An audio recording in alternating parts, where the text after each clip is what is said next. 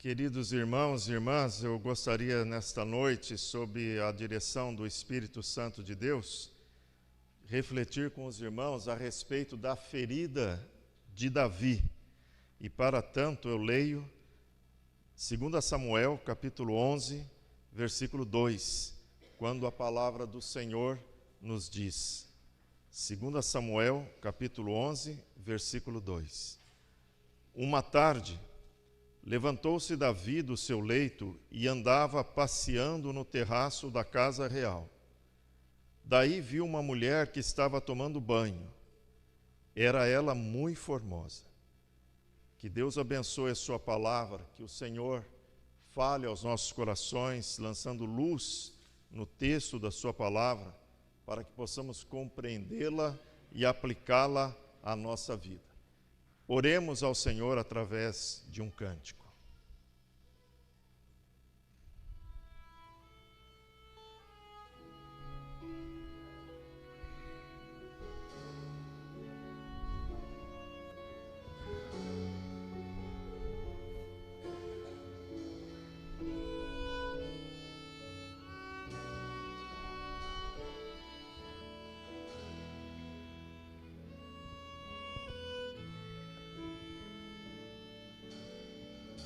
Só Deus conhece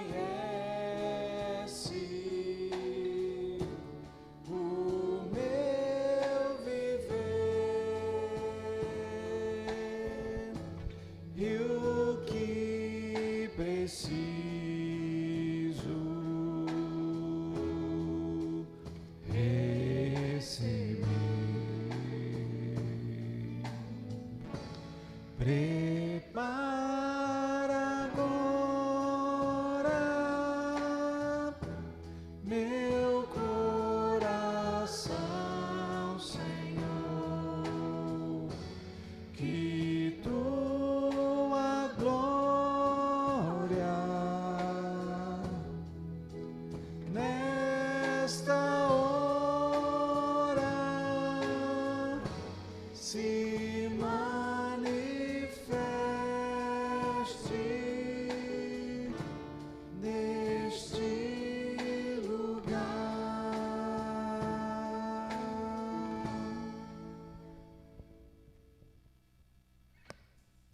Deus abençoe esse momento em que podemos pregar a sua santa e bendita palavra, a palavra de Deus. E você que nos assiste na videira pelo YouTube, nós pedimos que você se inscreva no canal da videira e também compartilhe esse conteúdo com outras pessoas. E você é muito bem-vindo aqui em nosso canal, em nosso culto, nesse domingo frio do mês de junho de 2023. Uma tarde levantou-se Davi do seu leito e andava passeando no terraço da casa real. Daí viu uma mulher que estava tomando banho. Era ela muito formosa. Quando temos uma ferida em nosso corpo, nós podemos fazer várias coisas com ela. Diante do fato de termos uma ferida, podemos simplesmente ignorá-la, viver como se não a tivéssemos. Outra coisa que podemos fazer, outra postura, é subestimá-la, achar que essa ferida ela é inofensiva, não vai levar a nada, não tem problema tê-la em nosso corpo. Também podemos tentar escondê-la, para que ninguém veja essa ferida. De repente é uma ferida que não é muito agradável ao olhar, e nós demos um jeito de escondê-la sob a roupa ou algo assim. Podemos também apontar para a ferida de outras pessoas, a fim de que não fiquem prestando atenção na nossa ferida. Podemos dizer, olha, ferida de fulano, a ferida de Beltrano. Enquanto as pessoas olham para fulano e Beltrano, a nossa ferida não vai ser alvo da atenção alheia. Ou podemos fazer o que certamente é a melhor coisa a fazer quando se tem uma ferida no corpo. Podemos buscar tratamento e curar essa ferida. Essa é a postura mais adequada para alguém que tem uma ferida.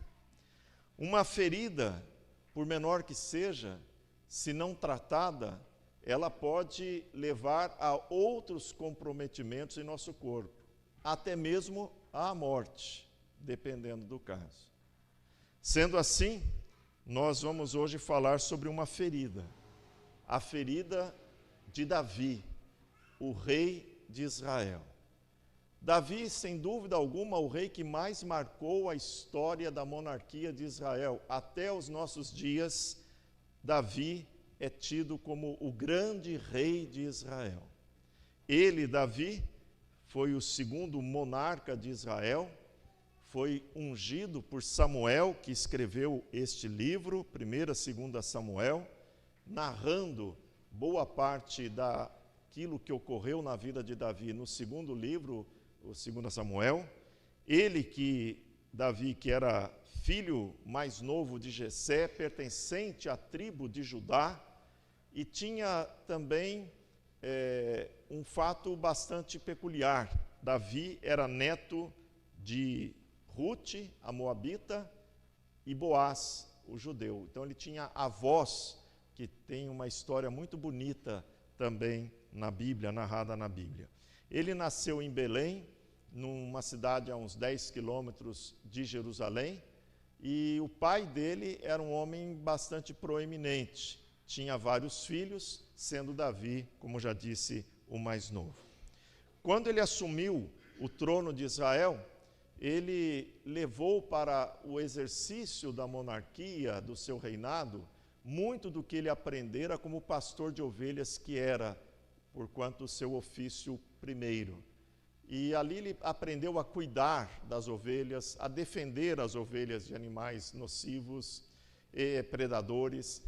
Davi tinha coragem, tinha cuidado para com o rebanho, e isso ele conseguiu transportar para o seu reinado, sendo que o seu reinado foi um reinado de expansão militar, expansão territorial. Deus abençoou muito o reinado de Davi, e o povo gostava do seu rei. Eles, com certeza, não tinham muita saudade de Saul, o primeiro rei.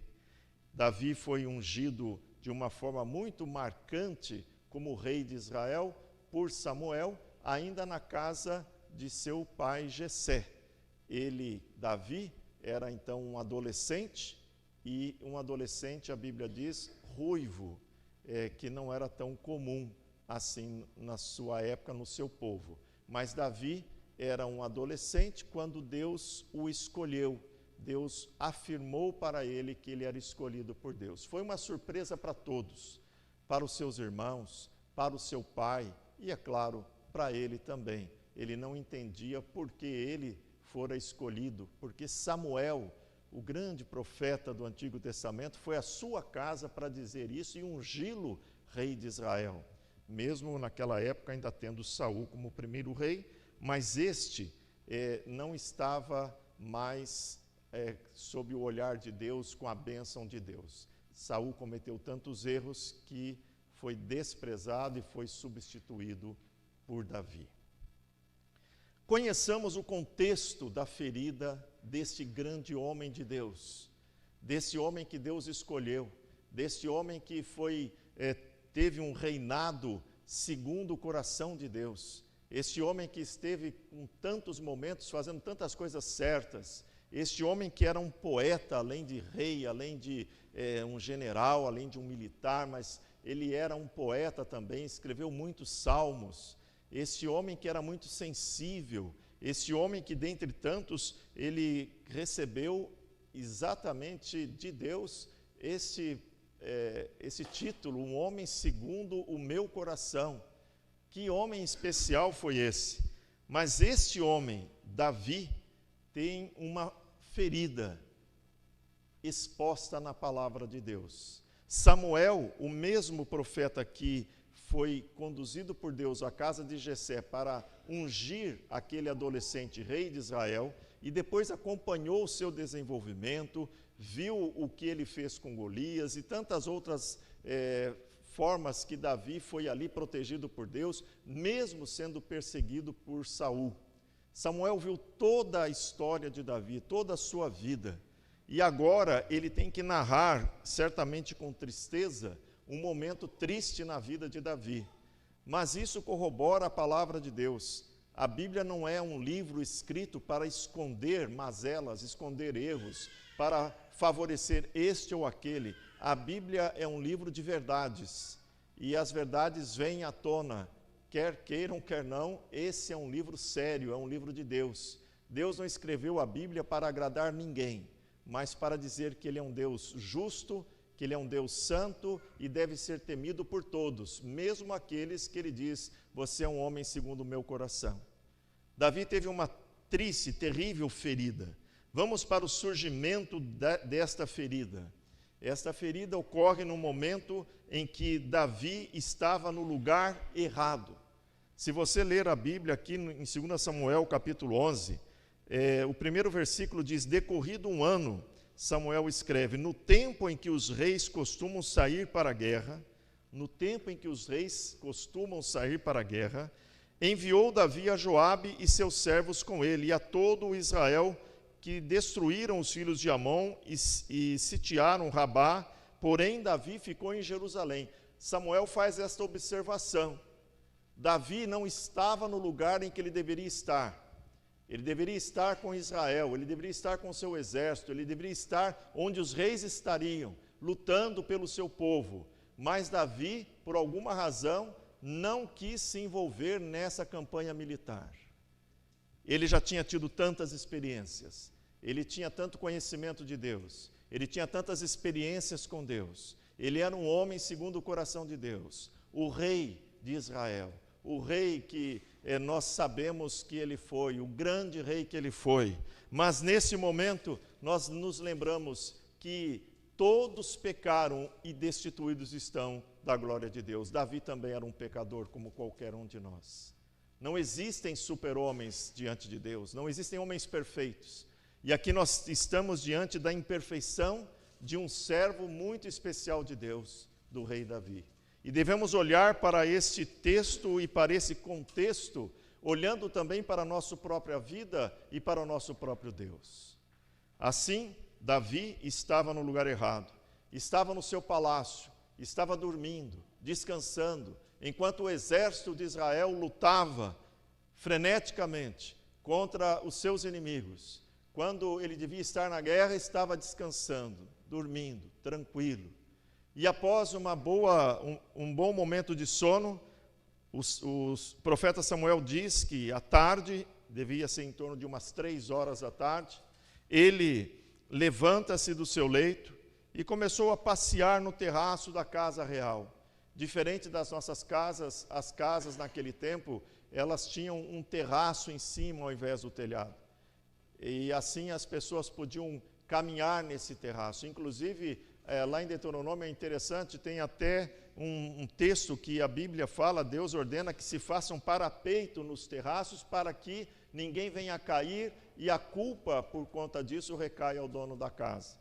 Então era comum, esses terraços eram comuns, e aí o palácio real, estava lá Davi sem ter muito o que fazer, sem muitas preocupações, ele estava desligado, ele não estava tão atento, tão aflito com a guerra que estava ocorrendo, e ali estava ele passeando, sem fazer nada,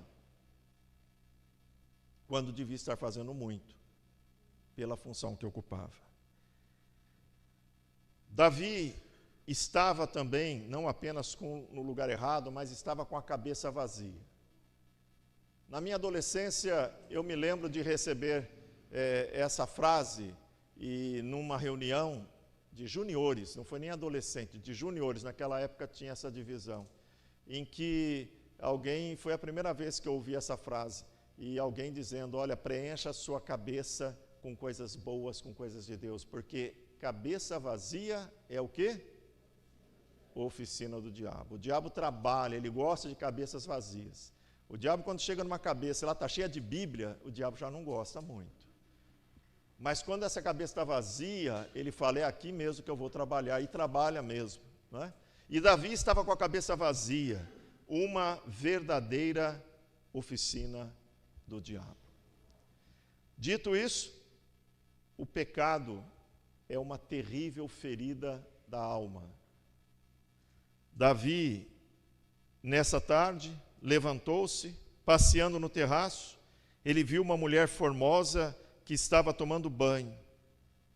E ele então olhou e cobiçou aquela mulher. A palavra de Deus nos fala a respeito disso, nos detalha aqui neste capítulo, e nós vamos resumir, mas basicamente essa tarde foi uma tarde muito triste na vida de Davi. Ele caiu. Davi venceu um homem muito forte, temido por todo o exército de Israel, temido por Saul, um homem chamado Golias. Mas agora ele é derrotado por uma frágil mulher. Às vezes nós estamos preparados para enfrentar Golias, mas não estamos preparados para enfrentar uma Batseba. A mulher estava se banhando num ritual certamente de purificação, e Davi então, ele cobiça aquela mulher. Ele manda que seus súditos digam quem ela era. E alguém lhe disse, rei, majestade, essa mulher, ela é esposa de Urias, um dos teus valentes. Urias, a mulher de Batseba, aquela que estava se banhando, ele era um soldado, um oficial muito prestativo ao rei. Estava batalhando pelo rei, estava lutando. Na verdade, Urias estava onde Davi deveria estar também. Mesmo sabedor de que aquela mulher era casada, Davi, ele rompe com todas as orientações de Deus. Ele já tinha várias mulheres, já tinha várias esposas, se assim podemos dizer. Mas ele cobiça outra mulher. Alguém já disse, olha, se você quer conhecer alguém, dê poder a esse alguém. Os reis da época, e não somente daquela época, mas de todas as épocas, eles têm ou pensam que têm uma prerrogativa acima de todos os seus súditos. O rei põe na cabeça dele que ele pode fazer o que ele deseja fazer. E isso vale para todos os reis, exceto para o rei do povo de Deus. O rei que está ali reinando sobre o povo de Deus deve fazer aquilo que Deus quer que ele faça. Mesmo o rei no povo de Deus é um servo. Não é para ser servido, mas para servir o seu povo, servir o seu Deus. E Davi provavelmente começou a achar-se muito, achar que era muito. Naquele momento o coração de Davi se petrificou. Não ouviu a voz do Senhor, não se recordou ou abafou os mandamentos do Senhor. Ele queria satisfazer a sua carne.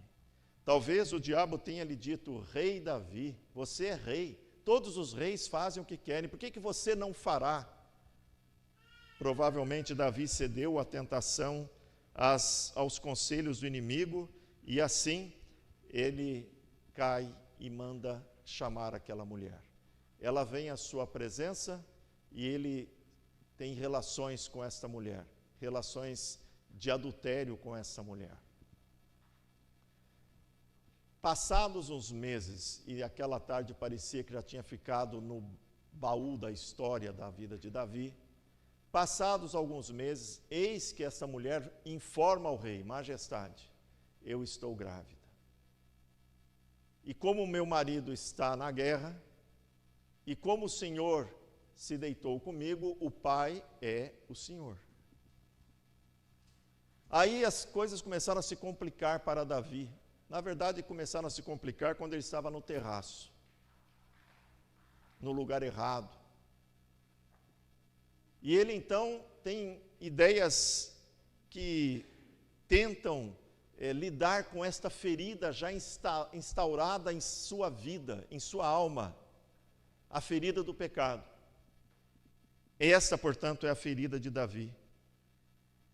A ferida nos alerta que mesmo aqueles que já venceram enormes gigantes podem sucumbir a uma aparentemente frágil e inofensiva ferida. A ferida de Davi era conhecida por Deus.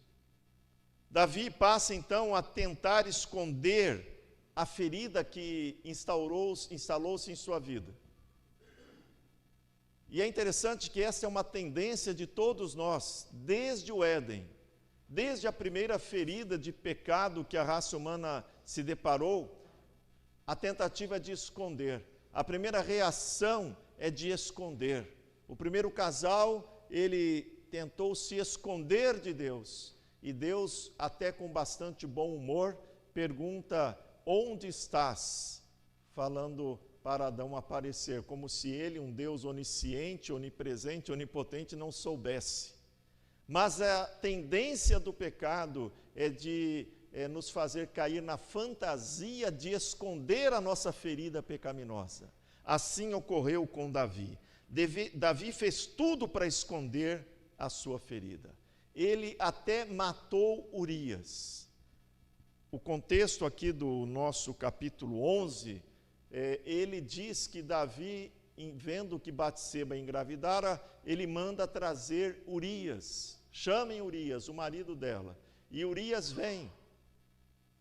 Então Davi diz para Urias: você realmente é um varão muito prestativo, é um soldado valoroso, vai e passa a noite com a sua mulher. Mandou Urias para a casa, tirou Urias lá da guerra, trouxe para Jerusalém e agora manda Urias para casa. E Davi falou assim: como eu sou esperto.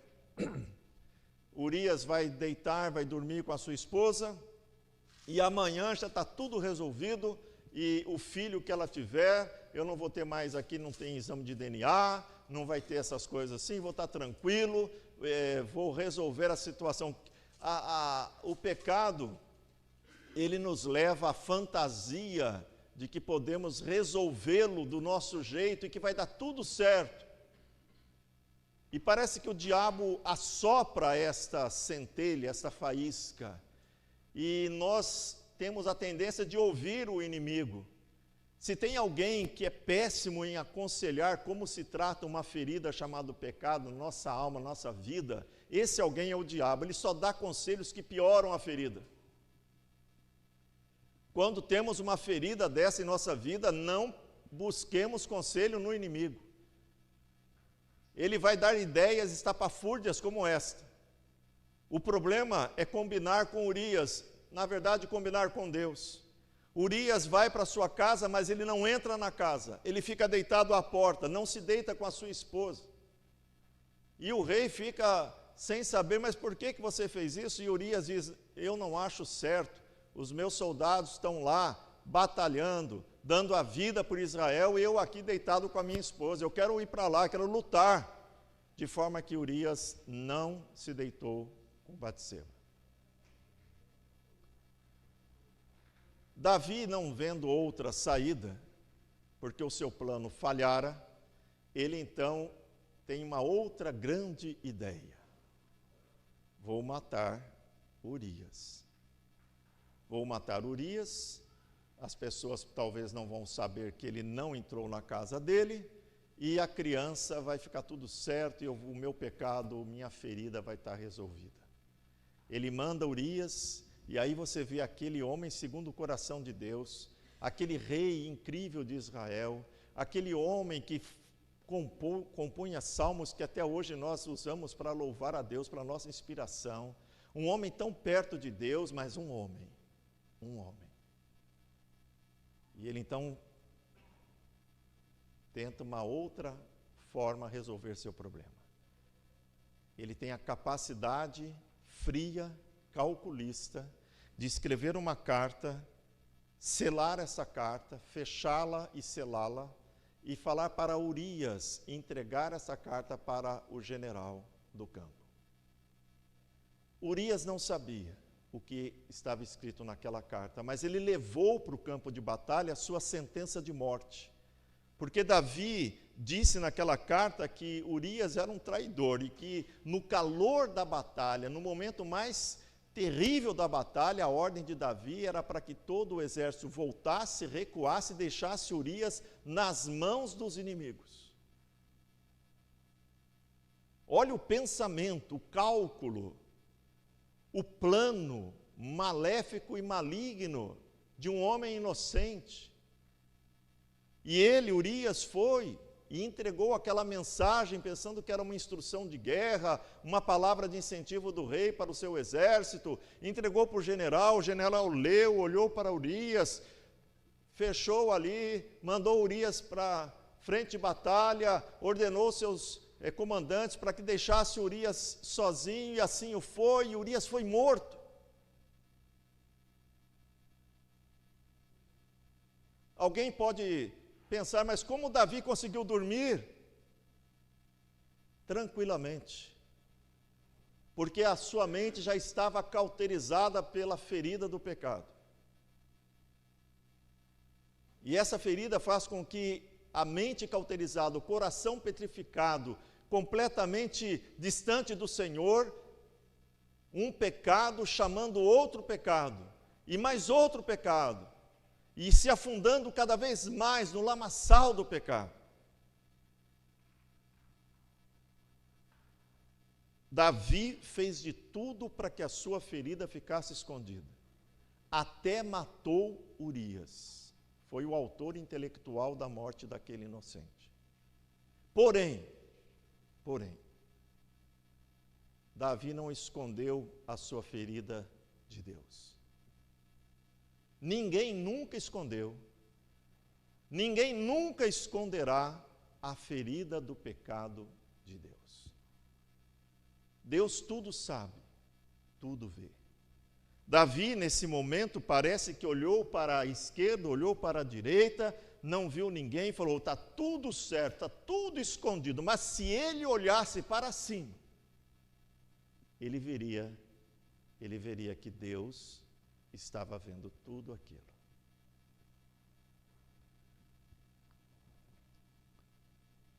Jamais, homem ou mulher algum, conseguirá esconder uma ferida sequer de Deus. E o interessante é que não é necessário, porque Deus sabe de todas as coisas. A tentativa de se esconder algo de Deus é uma idiotice, e não tem o termo melhor do que esse. O salmista diz, para onde fugirei de ti, Senhor? Se eu for lá no fundo do oceano, o Senhor estará lá. Se eu estiver lá nas alturas, o Senhor estará lá. Não há lugar neste universo, não neste planeta, neste universo, que possamos nos esconder do Altíssimo. Houve um dia em que um profeta é enviado por Deus para colocar um espelho na frente de Davi. Nós precisamos, em dados momentos da nossa vida, que Deus coloque um espelho em nossa frente. Nós, já disse uma autora, uma escritora, certa vez, confessamos com muita facilidade os pecados dos outros. Mas temos dificuldade em confessar e admitir e assumir os nossos pecados. E assim, Deus enviou um profeta, Natã, para ir até Davi e colocar diante dele um espelho. Um espelho que vocês verão em 2 Samuel, capítulo 12. A partir do versículo 1, a palavra diz assim: O Senhor enviou Natã a Davi. E veja como Deus faz para colocar esse espelho. Eu quero observar que Natã não conhecia o que estava acontecendo. Deus falou para ele. Então aqui você vê Natã, um verdadeiro profeta do Senhor, com essa incumbência de colocar um espelho na frente do rei de Israel. E profeta que é de Deus, ele não tem medo de reis, não tem medo de autoridades, não tem medo de ninguém enquanto está a serviço do seu Senhor. Se preciso for, assim como João Batista, que tirem a sua cabeça, mas ele cumpre a missão que lhe foi dada por Deus. O Senhor enviou Natã a Davi. Chegando Natã a Davi, disse-lhe: havia numa cidade 2 homens, um rico e outro pobre. Tinha o rico ovelhas e gado em grande número, mas o pobre não tinha coisa nenhuma, senão uma cordeirinha que comprara e criara, e que em sua casa crescera, junto com seus filhos. Comia do seu bocado e do seu copo bebia, dormia nos seus braços e a tinha como filha. Vindo um viajante ao homem rico, não quis este tomar das suas ovelhas e do gado para dar de comer ao viajante que viera a ele, mas tomou a cordeirinha do homem pobre e a preparou para o homem que lhe havia chegado. Vocês entenderam?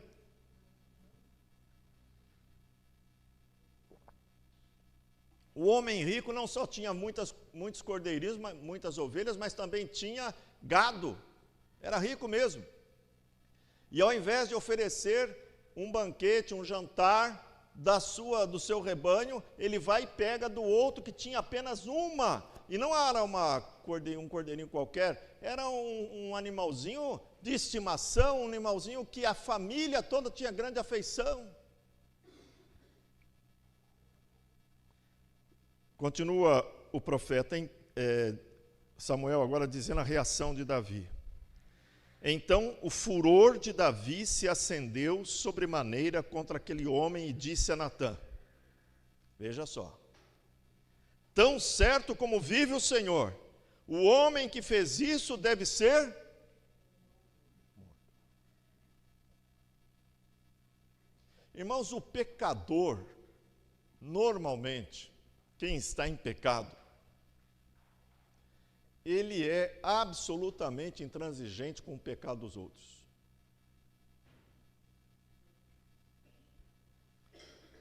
Davi não foi diferente. Deve ser morto. E pela cordeirinha restituirá, veja só, 4 vezes, porque fez tal coisa e porque não se compadeceu. Deve ser morto e deve haver restituição de 4 vezes que ele fez.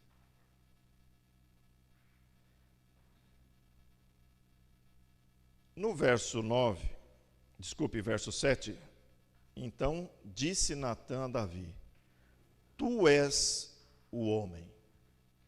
Aqui o espelho foi colocado na frente do rei de Israel. Na frente daquele homem que, embora fosse um servo de Deus, tinha caído. Tinha permitido que o pecado dominasse sua mente, seu coração, sua vida. Aquela ferida que aparentemente na cabeça dele era tão inofensiva, estava acabando com a vida dele. E agora Deus, na sua misericórdia, manda um profeta para parar Davi. Onde ele iria parar com aquilo? Coloca um espelho na frente desse meu servo, ele precisa cair em si. Ele precisa entender que diante de mim nada está escondido. E o que importa não é o que os outros sabem, mas o que eu sei. E Natã assim fez: tu és o homem. Assim diz o Senhor, Deus de Israel: eu te ungi rei sobre Israel, eu te livrei das mãos de Saul, dei-te a casa de teu senhor e as mulheres de teu senhor em teus braços, e também te dei a casa de Israel e de Judá. E se isso fora pouco, eu teria acrescentado tais e tais coisas. Por que, pois, desprezaste a palavra do Senhor, fazendo o que era mal perante ele? A Urias, o heteu, feriste a espada, e a sua mulher tomaste por mulher, depois de o matar com a espada dos filhos de Amon. Agora, pois, não se apartará a espada jamais da tua casa, porquanto me desprezaste e tomaste a mulher de Urias, o heteu, para ser sua mulher. Assim diz o Senhor: eis que da tua própria casa suscitarei o mal sobre ti, e tomarei tuas mulheres à tua própria vista, e as darei ao teu próximo, o qual se deitará com elas em plena luz deste sol. Porque tu o fizeste em oculto, mas eu farei isto perante todo Israel e perante o sol. Então disse Davi a Natã, e aqui nós temos o resultado de um espelho na frente de um verdadeiro crente. Quando Deus coloca um espelho em nossa vida, para que possamos ver a nós mesmos diante do Senhor, se somos crentes de fato no Senhor, servos e servas do Senhor, a reação então é semelhante à de Davi. Davi não disse, olha, ela era muito bonita, não deu para me conter. Olha, ela estava sozinha, carente, eu também. Davi não deu desculpas. E quando Deus coloca um espelho na sua frente ou na minha frente, nós começamos com desculpas, aí a coisa está bem complicada. A reação de Davi, devemos ater a ela, devemos nos ater a ela, devemos entender, devemos perceber, devemos deixar que essa reação do rei Davi entre em nosso coração, para que saibamos o que fazer diante dos espelhos que Deus coloca em nossa vida, e talvez nesta noite esteja colocando diante de cada um de nós. Davi disse a Natã, pequei contra o Senhor. Você pode repetir comigo a frase de Davi? Pequei contra o Senhor. Nós não gostamos de assumir nossos erros. Não é nada saboroso. Não é nada gostoso. Não é algo que nos seja natural. Mas foi essa a reação de Davi. Numa frase pequena, porém sincera, pequei contra o Senhor. Não foi contra Urias, não foi contra Batseba, foi contra o Senhor. Nós pecamos contra Deus, contra o Senhor. Nosso problema é com Deus, nossa dificuldade é com Deus, nosso assunto é com Deus, a nossa disciplina vem de Deus. Pequei contra o Senhor. Disse Natã a Davi, também o Senhor te perdoou o teu pecado, não morrerás. O Deus da graça, a Bíblia diz, que Ele não resiste a um coração o quê? Quebrantado. Deus resiste ao soberbo, o orgulho, a soberba, mas Ele não resiste a um coração quebrantado. A Bíblia nos diz lá em 1 João, se confessarmos nossos pecados, Ele é fiel e justo para nos perdoar de todos os pecados. Temos um advogado, o Senhor Jesus. E aqui Davi então recebe uma notícia maravilhosa, Deus também o Senhor te perdoou o teu pecado, não morrerás. Mas, posto que com isso deste motivo a que blasfemassem os inimigos do Senhor, e aqui nós começamos a entender um pouco mais da teologia do pecado. Quando um servo de Deus, quando uma serva de Deus peca, se rebela contra Deus, erra aquilo que Deus tem para a sua vida, ele está permitindo que outros blasfemem contra Deus pelo seu pecado. O nosso pecado é utilizado por Satanás para atingir a Deus. E é por isso que ele nos tenta a pecar. O diabo não tem como mirar em Deus diretamente, ele o faz indiretamente, e é por isso que nós estamos sendo rodeados por um leão querendo nos tragar, querendo que caiamos, querendo que pequemos, querendo que tenhamos muitas feridas e tantas feridas sem cura, feridas que vamos deixando em nossa vida, e assim é cada uma dessas feridas uma obra do inimigo para atingir o nosso Deus.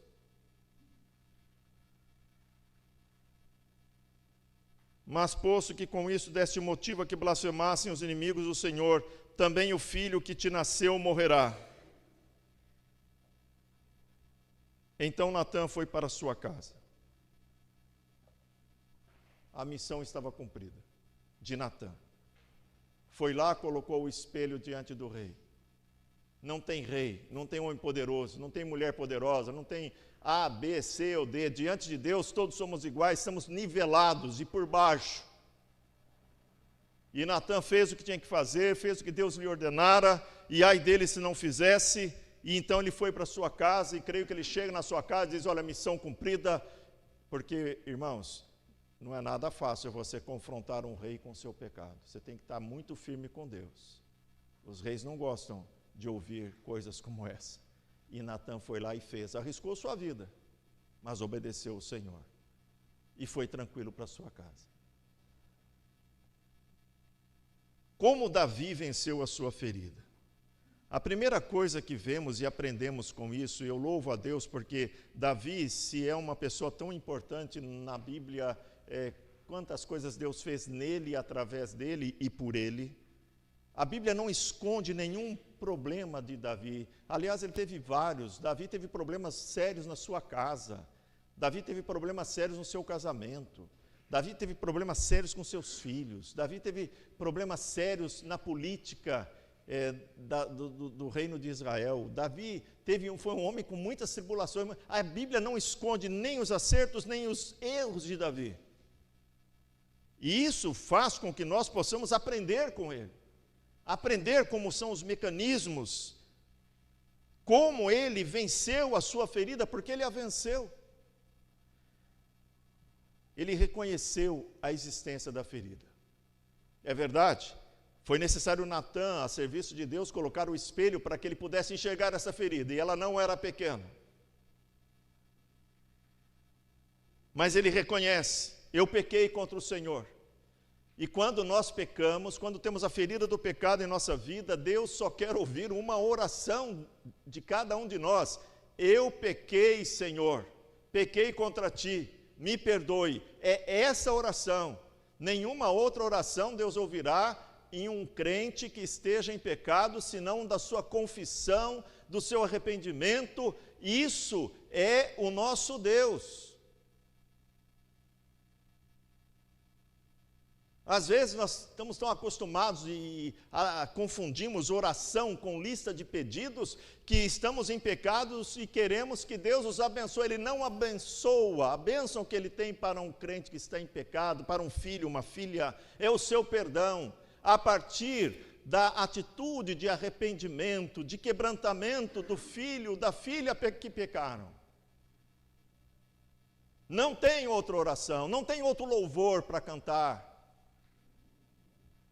Não tem culto a prestar. A Bíblia ensina muito claramente isso. E antes que aqueles que negligenciam e não entendem o Antigo Testamento, porque de lá vem a fé cristã, quero dizer-lhes que na celebração da ceia do Senhor, o apóstolo Paulo, verdadeiro apóstolo, não como estes pseudo-apóstolos de hoje, mas o verdadeiro apóstolo do Senhor, o apóstolo Paulo, ele, através dele, o Espírito Santo nos ensina a celebrar a ceia. E ali, na celebração da ceia, com todas as letras, a palavra de Deus diz, examine-se o homem a si mesmo, olhe para si mesmo, veja o que está de errado diante de Deus na sua vida, não na vida da sua esposa, do seu marido, do seu filho, dos seus irmãos, do seu pastor, na sua vida. É um autoexame individual, que deve ser sincero, que deve ser profundo, que deve ser orientado pelo Espírito Santo. E a Bíblia diz, veja se tem alguma coisa errada na sua vida. E se tiver, acerte-se com Deus. Por quê? Se você participar da ceia do Senhor de forma indigna, você pode enganar todo mundo, mas jamais enganará ao Senhor. Deus sabe das tuas feridas, Deus sabe dos teus pecados. Por isso, diz o apóstolo Paulo, existem tantas pessoas doentes, tantas pessoas que morrem, porque participam da ceia do Senhor indignamente. O Senhor verteu o seu sangue para nos purificar do pecado, e não para que nademos em pecado em nossa vida, achando que essas feridas são pequenas, inofensivas, quando custaram a vida, o sangue do nosso Senhor? O diabo oferece em nossos dias igrejas, pastores, teologias distantes da Bíblia que até mesmo contestam a própria palavra de Deus, declarando-as desatualizadas, chamando aqueles que creem na palavra como imbecis da fé. Neste final dos tempos, nós vamos nos deparar cada vez mais assim, desvios. Mas a palavra de Deus, assim como Deus, a palavra é eterna. Devemos entendê-la com o seu contexto, sob a oração do Espírito Santo, e não seguindo pastores, pastoras, apóstolos, teólogos que venham a questionar o poder desta palavra. Quem são eles? Arrogantes, orgulhosos, presunçosos, dizendo que está tudo errado e que a igreja tem que ser acolhedora no sentido de acolher não só o pecador, mas o pecado também, apontando para um Deus que é de tanta graça que não se importa com o pecado. Logo vão retirar o poder da cruz, o significado da cruz, porque se a cruz significou tanta dor para Deus, como assim o pecado pode ser acolhido pela igreja do Senhor? Como assim a igreja pode acolher feridas e achar que está tudo bem? E mensagens como essa sejam consideradas retrógradas. Ah, meu irmão, meu caro ouvinte, creia na palavra do Senhor, creia no Senhor da palavra, porque no final das contas, no dia do juízo, você não vai ser julgado porque determinados pastores progressistas dizem e ensinam. Eu e você seremos julgados pela palavra do Senhor, e eles também. Lobos em pele de ovelhas. Pseudos intelectuais da fé. Mas olha, dê ouvidos a qualquer pregador da palavra, por mais inculto que seja, por mais simples que seja, mesmo falando um português não muito bom, mesmo não sabendo outras línguas, mesmo não tendo títulos, mas que abre a palavra do Senhor com temor e prega aquilo que aqui está. Tome cuidado.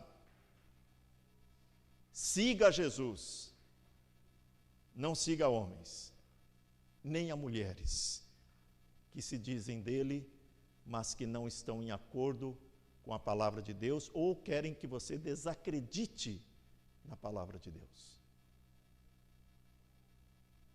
Davi venceu a sua ferida, reconheceu a existência dela, percebeu que ele mesmo criou a sua ferida.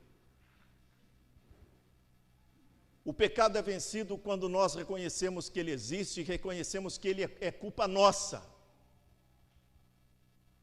Não adianta Davi chegar para Deus e dizer: Senhor Deus, olha Batseba, como ela é linda.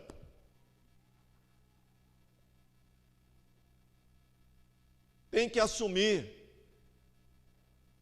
sem nenhum subterfúgio: Senhor, eu pequei. Assuma a responsabilidade quanto à sua ferida. O Salmo 51 nos diz que Davi, realmente, de todo o seu coração, ele se arrepende daquilo que ele fez. Eu não posso ler aqui o Salmo 51 todo, mas recomendo a você que assiste esta mensagem da videira e a todos que aqui se encontram. Salmo 51, quando Davi confessa. E eu acho incrível esse salmo, irmãos, porque, veja só, enquanto Davi estava na carne, ele queria esconder a ferida. Mas quando ele se quebranta diante de Deus, ele assume a sua ferida, assume o seu pecado. E não apenas isso, ele escreve um poema, escreve um salmo para todo mundo cantar o que aconteceu com ele. Já não há mais vergonha. Já não há mais tentativa de esconder nada, ele já se acertou com Deus, e ele diz no Salmo: compadece de mim, ó Deus, segundo a tua benignidade, segundo a multidão das tuas misericórdias, apaga as minhas transgressões, lava-me completamente da minha iniquidade, purifica-me do meu pecado. Eu consigo enxergar lágrimas de Davi borrando aqui o escrito original.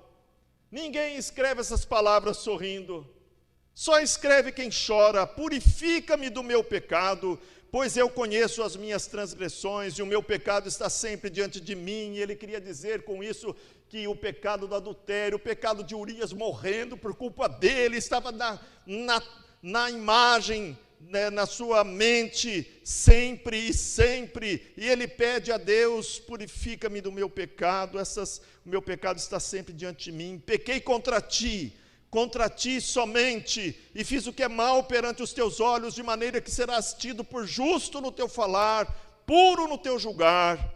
Eu nasci na iniquidade, e em pecado me concebeu minha mãe.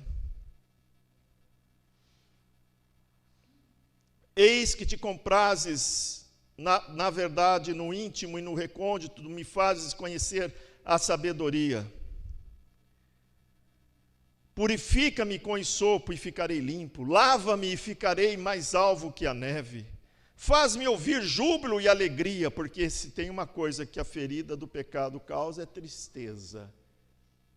Não temos mais vontade de adorar a Deus, de louvar a Deus, de ouvir a Deus. Mas quando Davi fala: faz-me ouvir júbilo e alegria, para que exultem os ossos que esmagaste. Esconde o rosto dos meus pecados, apaga todas as minhas iniquidades. Eu gosto desse termo, apaga. Deus apaga.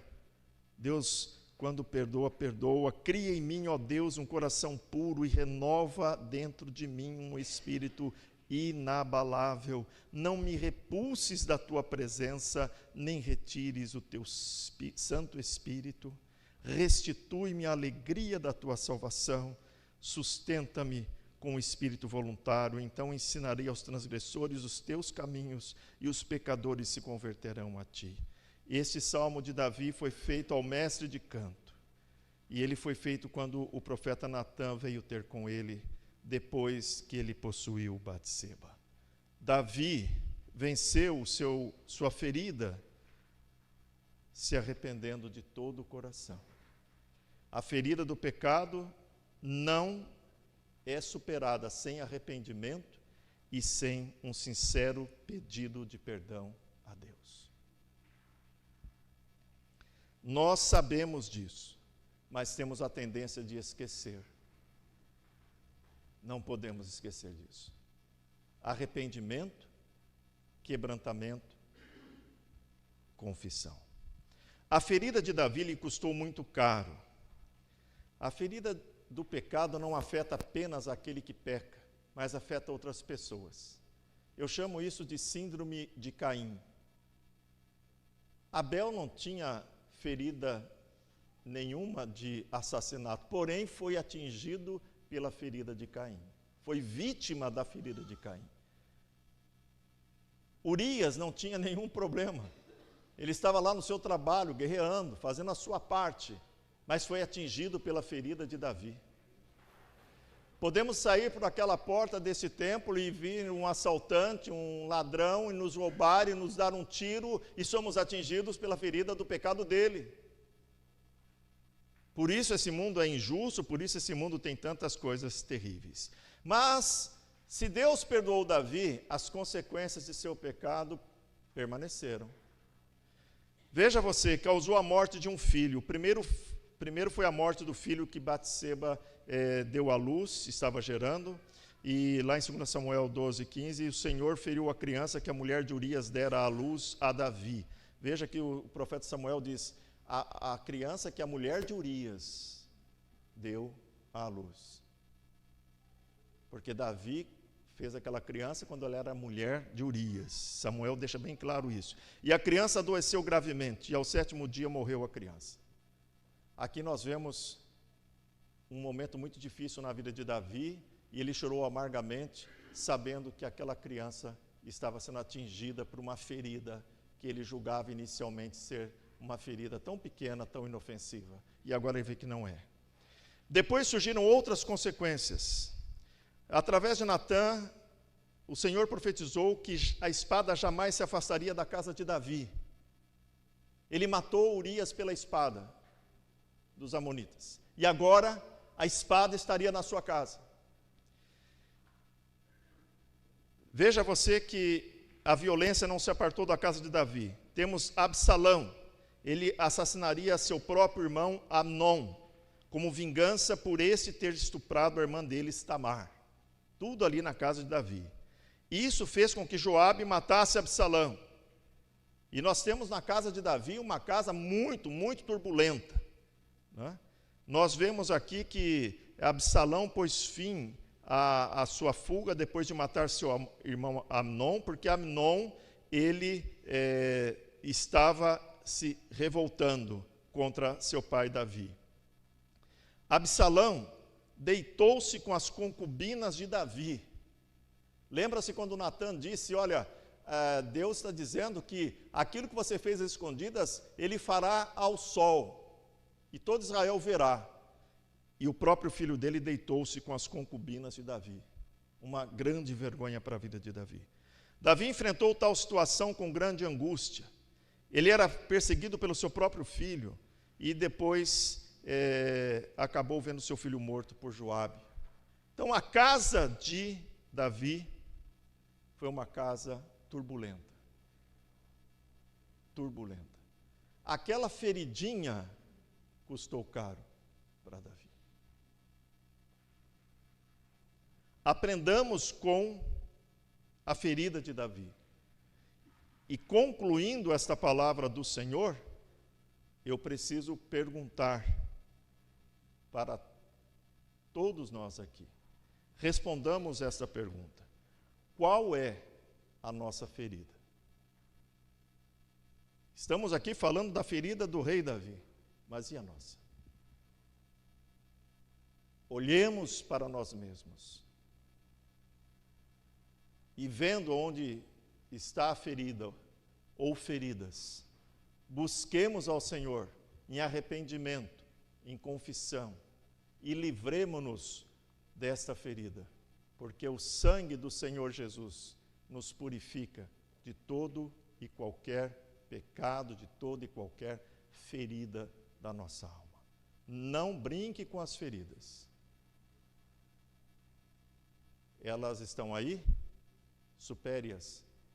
É essa a mensagem de Deus para mim, para você que está aqui na videira e para você que está em casa ouvindo a palavra do Senhor.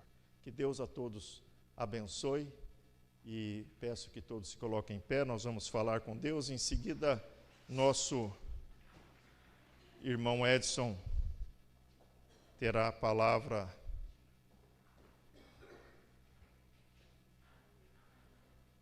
no culto. Santo, santo, santo é o Senhor. Perdoa-nos, ó Pai, pelas feridas que trazemos. Livra-nos delas. Pelo sangue de Jesus nós te pedimos. Amém. Que Deus nos abençoe.